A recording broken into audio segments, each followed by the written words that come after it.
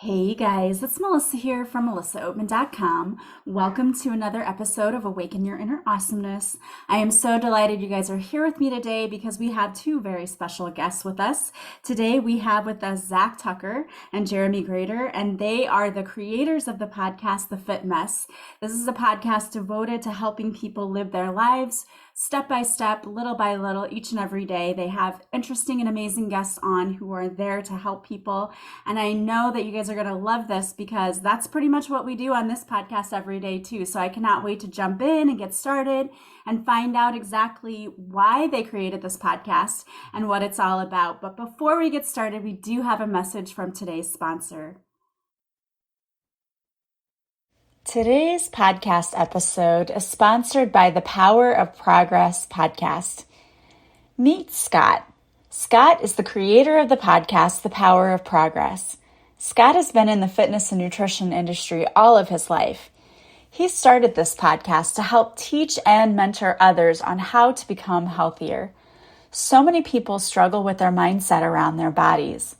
The Power of Progress allows people to focus on mindset, motion, and momentum.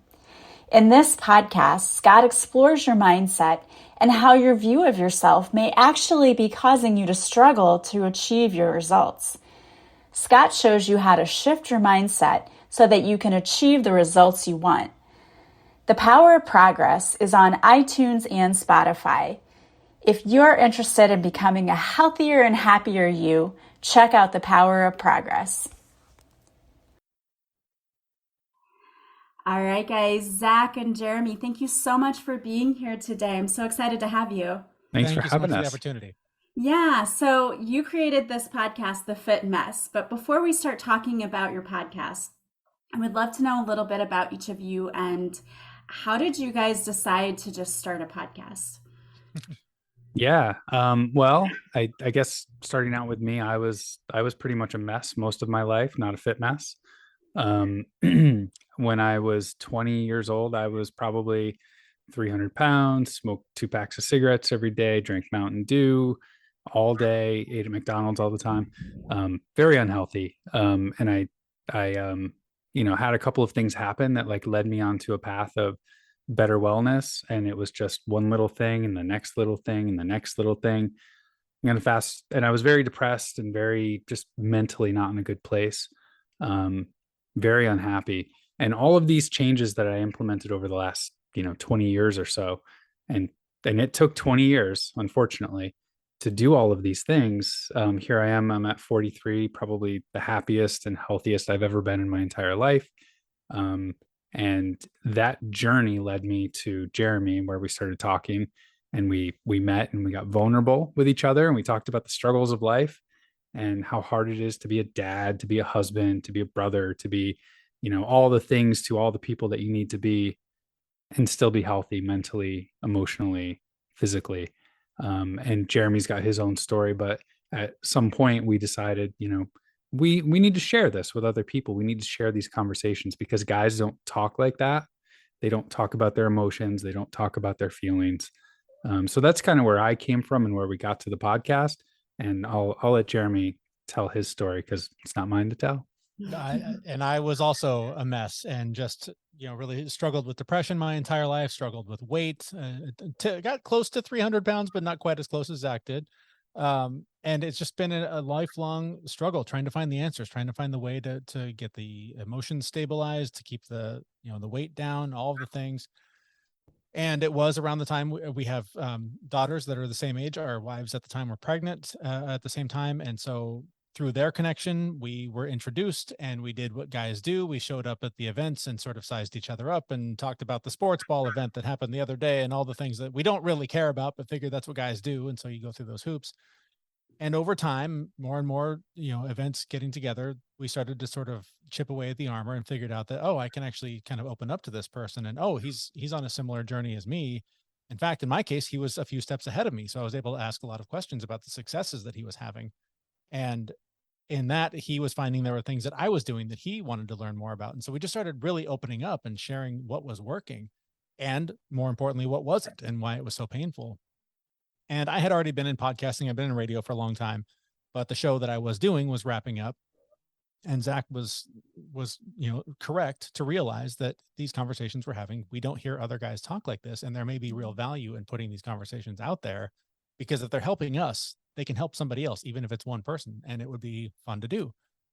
And so I resisted and said, no way, I'm no expert. I don't want to, plant ideas in people's heads. I don't know what I'm talking about. I'm just a guy who does some stuff and it kind of works. And he said, yeah, dummy, that's good enough. Let's do that. And so after some arm twisting, he finally convinced me to give it a shot. And so we've been doing that ever since. It's just getting on the microphone, and the things that we don't know enough about, we bring in the experts to inform us. And then from that, we can say, oh yes, I've tried that, or I've studied that and I've found that is true. And so tell me more about that. And so that's really where it came from, was just a natural progression of our own wellness journeys, an opportunity to be vulnerable, and an opportunity to share how using vulnerability, you can really develop a lot of strength and grow as a person. I love that. And I love that you guys were able to see the value in being able to share your stories and having people come on and share their stories and to help people too, because I think you're so right. Not just men, but a lot of people, women included, don't feel vulnerable enough to share their stories with others because they're embarrassed or there's some shame around it. And I have to say that also, for those who are just listening and cannot see this podcast right now, you would never know that either one of you struggled with your weight. So I congratulate you on getting well, because that is a difficult road in and of itself. But have you found that when you were on this journey, that a lot of the physical stuff was connected more to the emotional healing as well? I know for me, definitely. I still use food as a coping mechanism. I can be fully aware that at the end of the day, if it's been a hard day and I find myself staring at the pantry where all the junk is, I can get to a point where I'm like, I'm aware that I'm doing this. And sometimes it's enough to go, I'm not hungry. I don't need this. Close the door, make a better choice. Sometimes it's that bad of a day. And I'm like, you know what? I'm accepting that this is where I'm at in my life today. And so it's very much an ongoing journey. It's very much an ongoing struggle. I've always felt like that's not true. I was going to go somewhere that I don't want to go, but what I will say is that definitely the weight didn't start to come off until the mental issues started being addressed. It was through therapy, through a lot of meditation, through really becoming mindful of my actions, mindful of what I was doing, that I was able to make better decisions about the food I was eating and about the way I was moving my body or not moving my body enough. And so the two definitely played a part together. And everything that it took to drop what ultimately was about 70 pounds was incremental, tiny little steps, tiny little habit changes every day, that as I look back now, had I said to myself then, these are all the things you're going to have to do to lose and maintain this weight, I would have said, no, that's never going to happen. But because at the time I went, oh, I can do this, do that for a while. Oh, and I'm going to add that, do that for a while. Ultimately, it all just added up to what so far is a success story. Yeah, same thing here. I did find early on that like exercise and like physically moving my body was, I started to lose some weight just by physically moving my body, and I didn't change the way I ate. But that was kind of the first step for me to actually like start to regulate like what's going on in my head from a mental and emotional standpoint, right? If I had some emotional thing that was going on, like going for a run for 3-4 miles would really just kind of just physically beat it out of me in some sense and allow me to process it a little bit better. So that physical part started, helped with the mental part, which made me a little bit more cognizant of the physical part. The physical part increased, and it was kind of a domino effect where every little bit that I was doing was giving me gas and motivation for the next piece. But to Jeremy's point, like, I mean, just last week I had such a stressful day that it was 10 o'clock in the morning and I was looking at the potato chips in the cupboard. Like, Yeah. so it's definitely an emotional thing for me to go for the food, and that it's hard to maintain, your body in an image that you want it to be when you have to deal with everything that's going on in life. Mm-hmm. I love that you both openly admit that, there are times when you kind of fall back into those old habits, but you don't beat yourself up for it. Yeah. That you say, oh, yeah, well, I had a bad day. Okay, but tomorrow's a new day and I'm starting over again tomorrow. I love that, because I think so many people, what happens is we get into that pitfall of, well, I had a bad day, so I ruined it. So I'm just going to continue eating poorly because I already ruined it. And I think that you pointing out mindfulness and being aware and being in the present moment is so important, because we can then say to ourselves, okay, no, this was one misstep, but I'm still on the path. I just kind of got off a little bit. I can get right back on tomorrow and keep going. And I love that. And so I love the concept of your podcast too, because you guys are teaching people how to improve their lives a little bit each and every day. So it's, when we look at, like, I need to make all of these changes, like looking at a mountain, and we look at the summit and like, oh my gosh, I can't climb that. But if we looked at it as, well, today I can put on my hiking shoes, and tomorrow I can figure out how I'm getting to the mountain itself. And then I'm going to take 5 steps the next day. And then so if you do it little by little, as you said, those good habits you keep up, all of a sudden you turn around and your life is completely changed. And you didn't even really realize it, because you didn't have to do everything all in one day. It was just a little bit at a time. So I love that. So tell us about your podcast. Yeah, I'll share with you the analogy that we use a lot. That was the original analogy, like going back 4 years. This is what we were talking about. We were, envisioning like a house that you're in bed, and your house is completely full of junk, like hoarder style. Like you can't even walk through the house, and you just have to get to the kitchen to get food. You don't have to clean the whole house. You just need a path to the kitchen.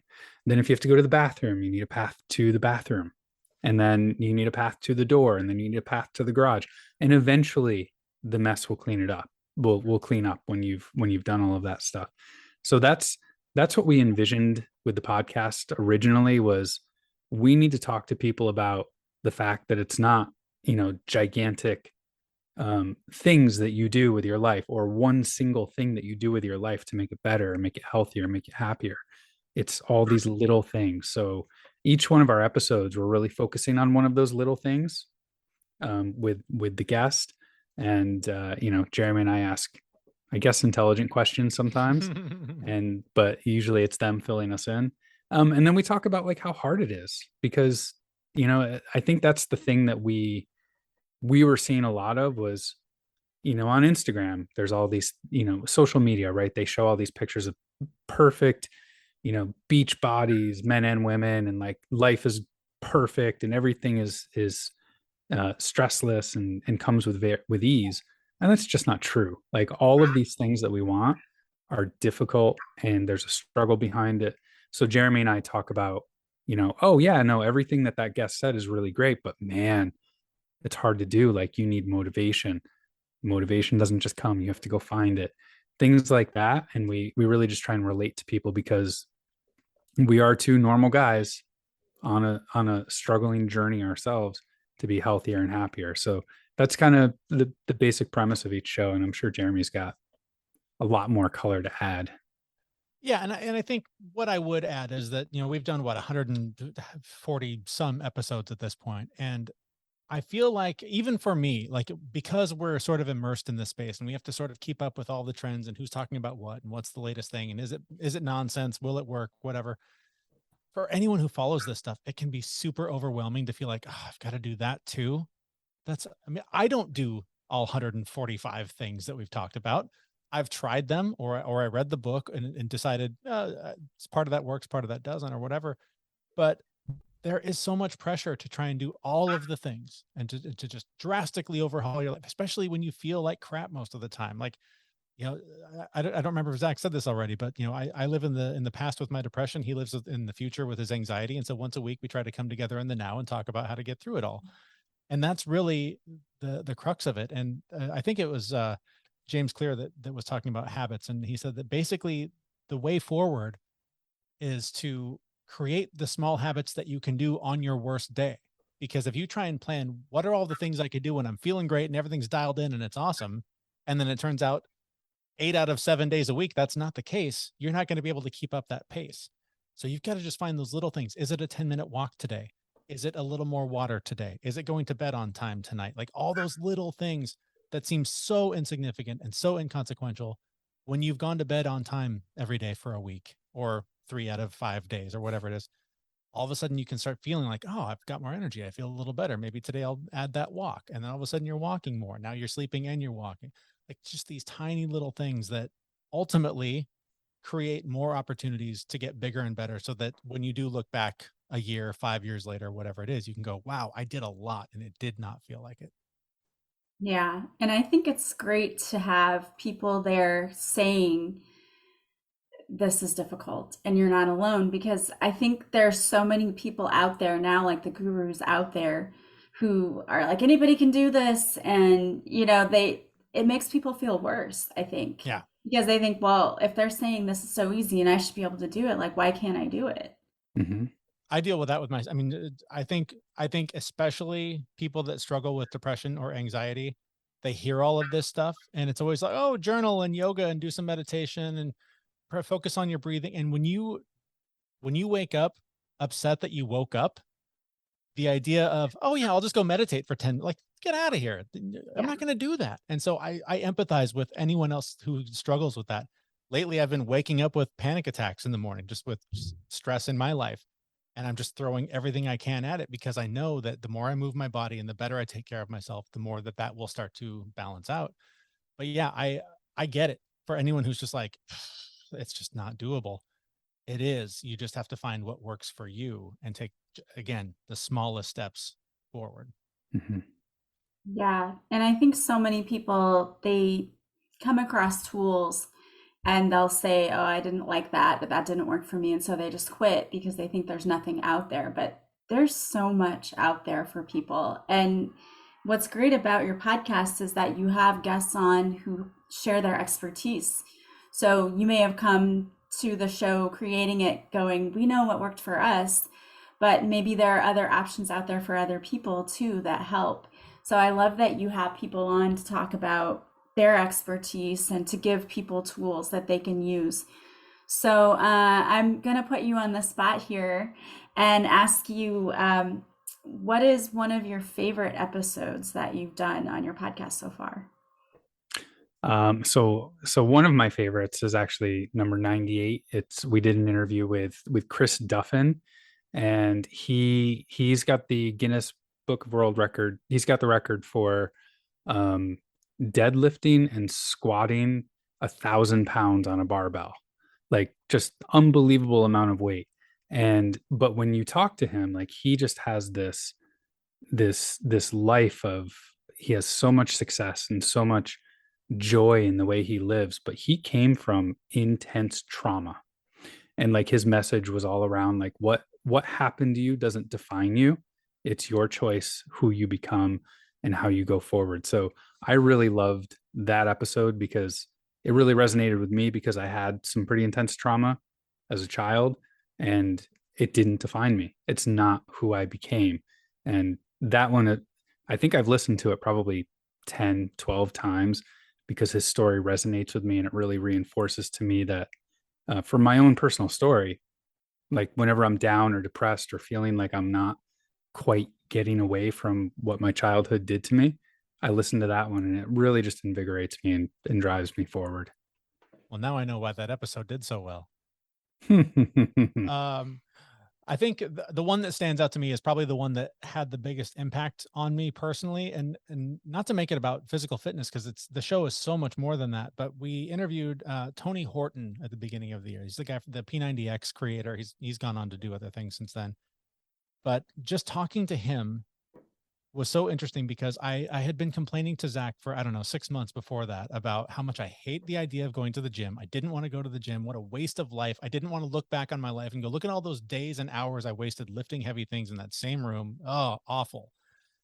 And it was talking to him that inspired me. I was like, well, if I'm going to talk to this guy, I better do some of his workouts. So I tried a few of them and I kind of liked them.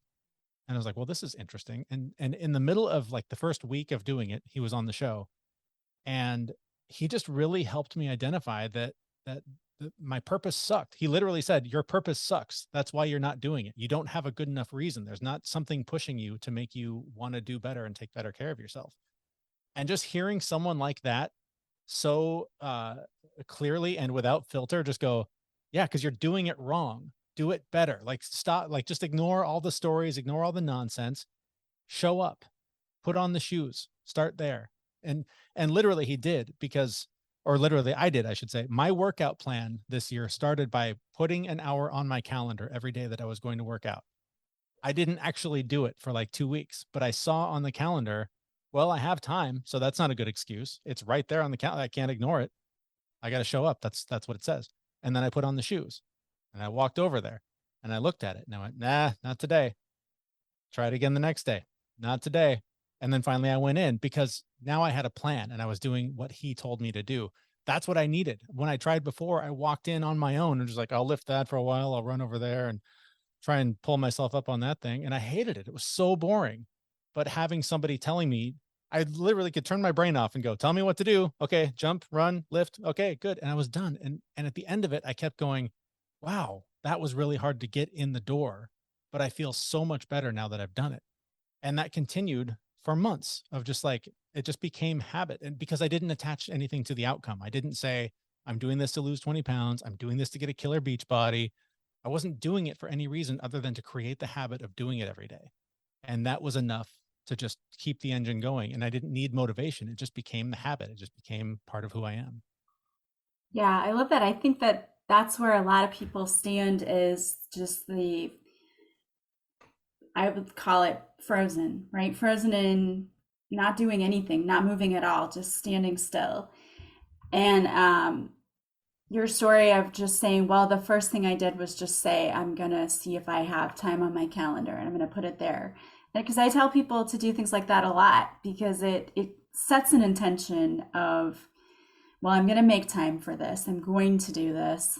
And then that's one little step in that direction. So I love that you tell that I didn't just one day just show up. It didn't happen that way. Like, it took several steps for me to get there, because I think that a lot of people go through that. Yeah, it's one of the biggest obstacles that I think most of the people we encounter share with us. Is like, I'm waiting for the motivation. I'm on Monday. I'll start on Monday because, we got a big thing this weekend. We're traveling. Oh, it's the holidays. I'll start on January 1st. Like, everyone's always waiting for this magical thing to swoop in and go, here you go. It's time. You can do all the things you said you were going to do. It's really in your power. It's in your control. It's a matter of, what's your purpose? What's your plan? And do you have any accountability? And sometimes that accountability can be yourself. Sometimes it can be calling your friend, your loved one, whoever, and just letting them know, I did this today. I just need to check in with you and let you know that I did it, just so that you're accountable for your actions.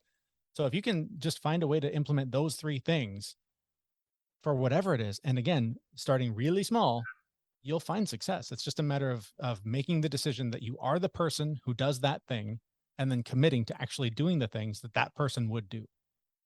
Yeah, and I think you have to also celebrate all of the little accomplishments along the way too. I think that's so super important, because that kind of helps to build your self-confidence and your self-esteem. And I always tell people, you may not be where you want to be yet, but look back at where you were a month ago, 6 months ago. You're probably very far from where you were then, even if you're not exactly where you want to be now. And that's the point, is progress. It's not perfection, because that doesn't exist anyway, but the progress towards whatever your goals are. Yeah. I'll go even a little bit further. It's also gratitude for the moment. So, regardless of what my goals are, like, it's like currently I have a goal for another 5% of body fat to come off of me. Right. But I'm okay right now. And I'm happy with where I am right now, even though my goals are out there. Like, just having gratitude that I have air in my lungs. I woke up this morning. I can still walk. I can still go do the things that are going to allow me to get that 5% off. Like, just being okay with who you are now, knowing that you want to be different in the future. When I started doing that, all of the shame, all of the anger, all of the negative emotions around, beating my current self up to get to that next step went away. And now it's just, I love me. I love this part. I love this. I will get there. I know I will get there because I'm a little bit of an overachiever. But I say a little bit, Jeremy laughed. Yeah, a little bit. But just being okay with yourself and being grateful for what you do have today really helps, not beat yourself up, which, I found myself doing a lot. And I thought I was the only one, but turns out a lot of people beat themselves up over, not being what they want to be. Well, and when it comes to goals, for the rest of us, Zach, who aren't overachievers, something important to keep in mind is that the goal really is it's the destination on GPS. And when you get there, usually you feel like, oh, I did it. And then almost as quickly as you celebrate that, it's over and you're like, what next?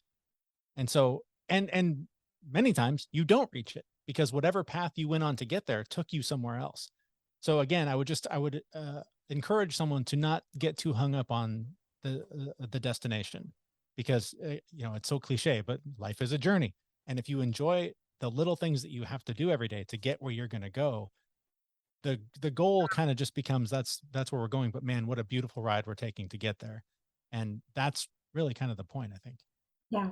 Yeah, definitely. It's the destination.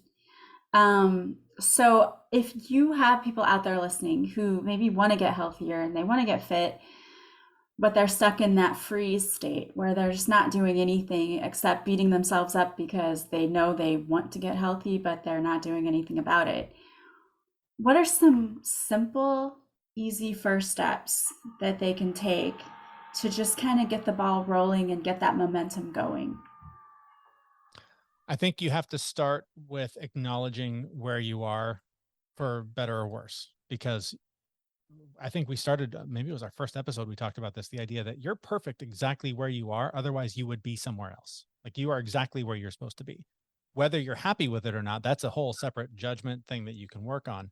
But it's where you are, for better or worse. So once you accept it, you have to try and find a way to change your relationship with it. Because if you start to punish yourself, if you're, I got to lose this weight because it's making me feel bad and I feel terrible, and oh, I'm going to starve myself and hit the gym every day for 6 days or whatever, you're not going to stick with it because you're not approaching it from a place of love. If you're approaching it from a place of hate and anger and punishment, how long are you going to punish yourself? That's going to last a week, and then you're going to get sick of it. You're going to find that there's no progress because all of these things take way more than however long you're going to be willing to put up with that. So just really find a way to accept that you're where you're supposed to be. Otherwise, you would be somewhere else. And just be okay with this, whatever journey you're on, it's going to take a long time and you may never actually reach the destination. So just let go of the outcome and enjoy whatever steps you need to take to get where you're going, whether it's weight loss or money or food or water, whatever the thing is you're trying to add to your life. Just be okay with where you are and start taking the small steps to do it a little bit better tomorrow. Yeah. And I would, the one thing that I constantly say, Jeremy's heard me say this a million times now. It's open up your curiosity about yourself. I think we could probably talk about, hey, start going for a walk or like do a little things here and there. But for me, it was the day that I started to really question my own beliefs and my self-limiting beliefs and why I believed certain things, like running is the only way to lose weight. No, it's not. Building muscle will help you lose weight too. Like, really looking at the things that you believe. And this is the hard part, being open to being wrong, and knowing that what you believe might not be the right thing, and there might be different information. You might have heard something when you were a child that's just stuck with you for years and years and years and years. That's probably misinformation. I know Jeremy just discovered that things he heard his mom saying when he was a kid are still with him today, and those are things that he believes, and they aren't true. So just really being very, very curious and looking at yourself and asking, why do I believe this? Why do I believe this one thing that's holding me back? Or why do I believe this thing? Or why do I believe that I can't do this? What's the underlying cause? And be open to being wrong, which is, I know, a lot easier said than done. But once you can actually start changing some of those beliefs and those self-limiting beliefs, your life will turn around really quickly. Yeah, I love that. And how many times were we told as a kid, at least I was, you better clean your plate, right? You better eat Mm-hmm. all of that because there are people who would, are starving and would want to have what you have. And so we sort of even as we're young, develop these stories surrounding food. At least, I know I did. That was one of them. And another was anytime you were sick or you were upset, you were bought candy or food or something to make you feel better. So we developed this relationship with food that it's not something that just nourishes us. So we're looking at it in I think, a completely different way than we should be looking at it.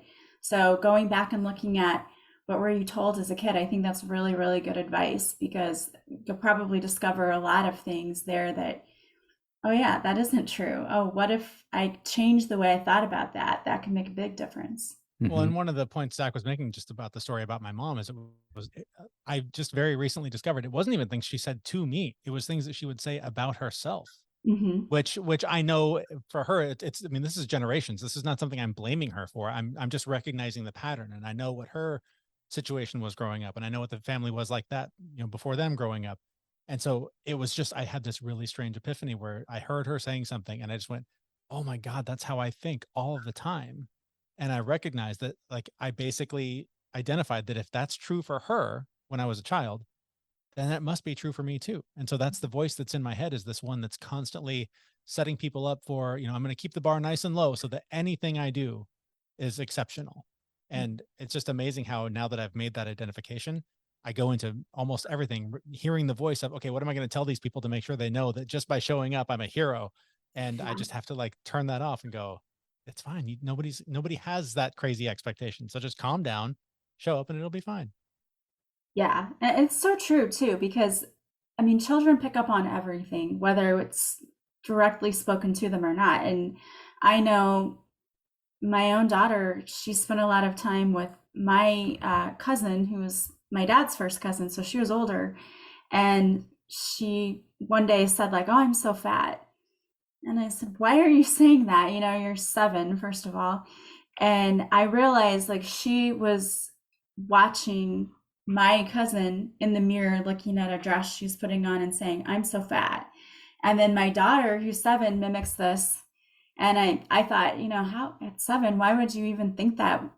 When I was 7, I didn't care about anything except going outside to play or whatever. You shouldn't be thinking about that. But I realized that she was picking up on what people around her were saying about themselves. And we do that too. Kids always pick up. They listen even when you think they're not. Yeah, for sure.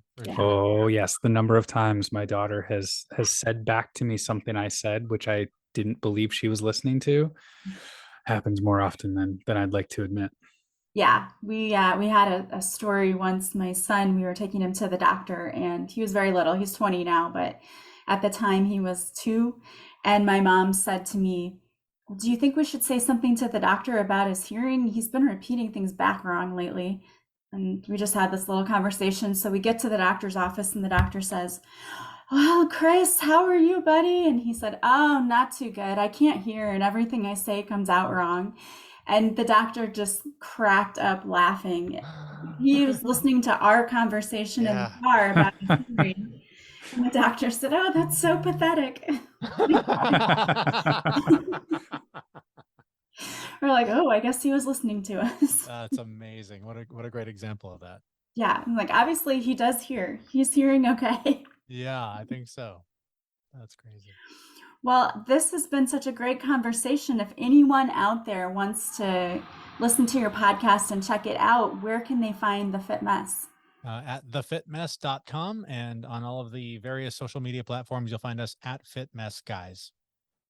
Awesome. Well, thank you both so much for being here today. And I'm so thankful for all of the wisdom that you have dropped on us, because I know there are people out there listening who I'm sure have benefited from our conversation today and will benefit by going and checking out your podcast. So thank you again for being here today. Thank you so much for the opportunity. Yeah, thanks for having us. Yeah, and thank you guys for being here with us today. I'm going to have the link to their podcast in my show notes, so you can go directly there and click. You don't have to worry about trying to find it or do a Google search. It'll be right there for you. So I highly encourage you to go check out The Fit Mess. And I also want to encourage you to share this podcast with anyone you think might benefit from it. As always, I would love it if you would leave me a positive review from wherever you're listening. If you would like to work with me, you can go to my website, melissaoatman.com. You can join us on Patreon, and you can see the video of this interview and see how awesome these guys look today. And I am hoping that you have a beautiful day from wherever you're listening. As always, I am sending you so much love and light, and I will talk to you soon. Bye, guys.